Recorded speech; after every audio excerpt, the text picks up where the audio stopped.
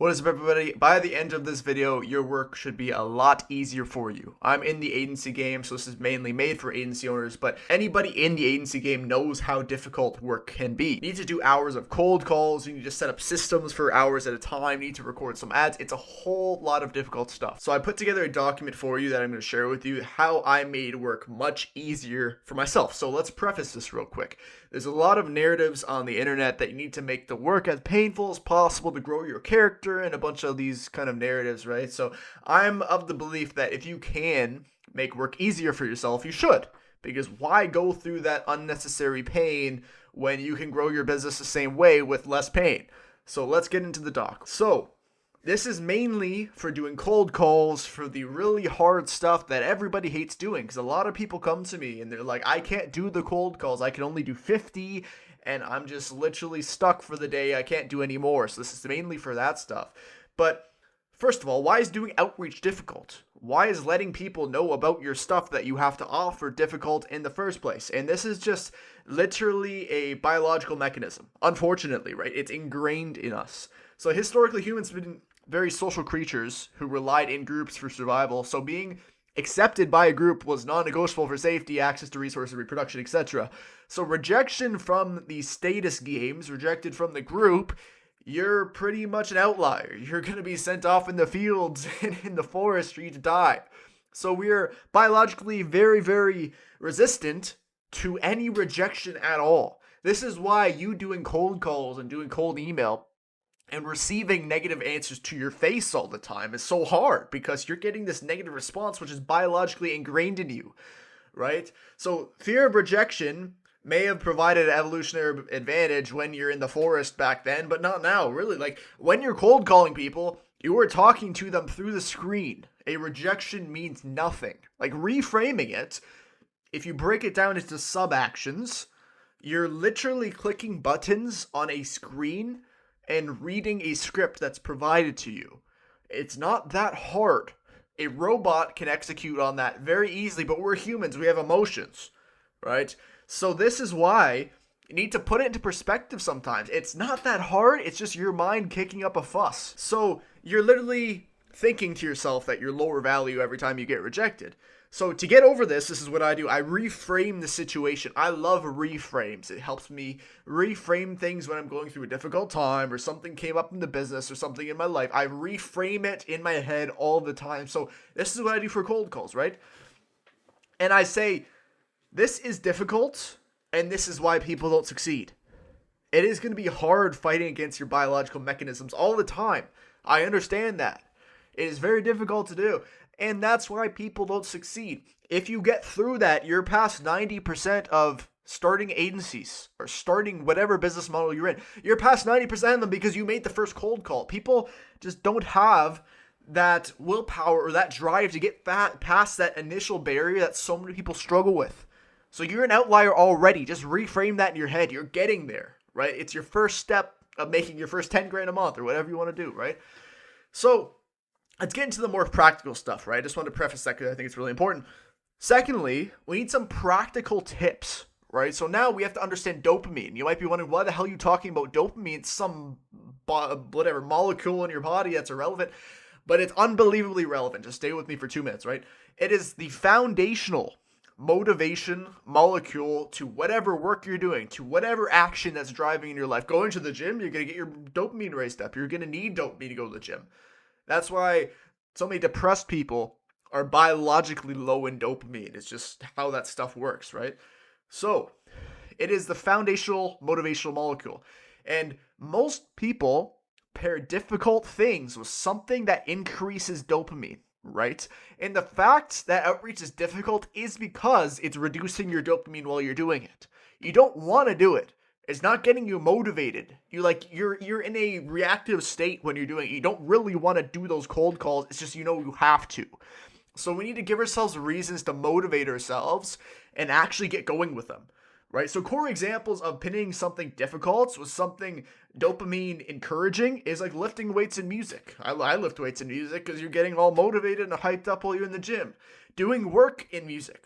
If you have to ever do that assignment or whatever the hell you're doing that's work, you're going to listen to some music in the back. It's just entertaining yourself in the meantime. Reading a book and coffee, driving a car and chewing gum. A lot of people do that. These are just very common examples, but the fundamental takeaway is pairing difficult things with things that produce and spike your dopamine more fundamentally makes the work you're doing much easier. So, a lot of people, gurus online, attribute their success to a monk mode protocol. I like to rename this. It's another name for it. It's called dopamine detoxing. Not to go all guru on you, but this is unbelievably practical and it's helped me a lot, right? And I like to say dopamine detoxing because it genuinely operationalizes what you do. Because in reality, whenever you're doing monk mode or doing a challenge or anything like that, you're just making it easier for yourself to get dopamine. Let's explain that now, right? So, when I was building my agency from ground zero, here are some things I did. I literally removed all dopamine from my life. Like, that might sound insane. But I had zero junk food. I had zero music at all. Internalize that for a second. Zero. I had zero social media. I deleted every single thing off my phone. I have my phone on black and white. I don't know if you can see that. And I used social media blocker extensions and removed it from my phone. So let's quickly, I think I'm screen sharing. So let's go on Instagram. This is what my Instagram looks like. You like, I cannot see anything. I can only access my messages and my profile. And I do that for a big reason. And it's not to spike my dopamine while I'm working. I, again, did not do any alcohol or drugs at all as well. So I didn't indulge in that when I was scaling my business at all. And the whole premise of doing this, to apply it to this whole concept of the video, is that this is what happens when you use those things to spike the dopamine, right? So there's a baseline that your dopamine's at all the time. But you have to realize, like with any substance that spikes anything in your body, you're going to have a negative reaction to it a lot of the time, right? A hangover with alcohol, a afternoon crash with a lot of caffeine in the morning. There's just core examples to this. But again, this is the same way as those things. So there's a baseline of dopamine, again, your motivation molecule. And when you peak it with these artificial substances that puts you in a elevated state for your dopamine, it crashes. So what I see a lot of people doing is using these artificial stimulants of your dopamine, things that are not natural dopamine, and it crashes. And by the time they're making their cold calls, they're not motivated anymore. They don't want to do them. And that's why it crashes and you feel horrible, you're not motivated, whatever. So anything that spikes dopamine before your work is harmful, really. So if I know, as an example, during the day, I need to work on something that requires a lot of focus or a lot of time, it's a big project, I usually don't spike my dopamine in the morning. I am very reluctant to go on my phone. I'm very reluctant to play any very high intense music at the gym. And that's why I don't do that stuff, is because I know I'm going to feel horrible after. I don't crack myself off of coffee or whatever stimulant it is.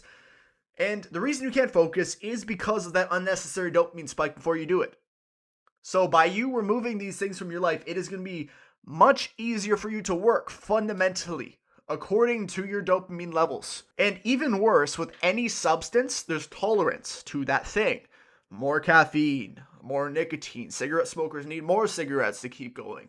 So this is just, again, the tolerance to dopamine is also going to go up. So if you're waking up and you're scrolling on Instagram Reels all the time, your dopamine tolerance needs way more stimulant to get to the point where you want to work again. It needs way more stimulant to actually get going and spike it again. You are not going to spike your dopamine from doing work. And that's what we want to do. We want to actually get our dopamine spiked from the hard effort. You want to get the dopamine spiked from lifting the weights itself. You want to get the dopamine spiked from doing the cold calls. So that's just a fundamental reason we need to be very careful with what you're spiking your dopamine with and when you're doing it. So your tolerance goes up. Just know that as well. Because again, the more and more you keep yourself stimulated with dopamine by artificial stuff, you're going to need more to do it.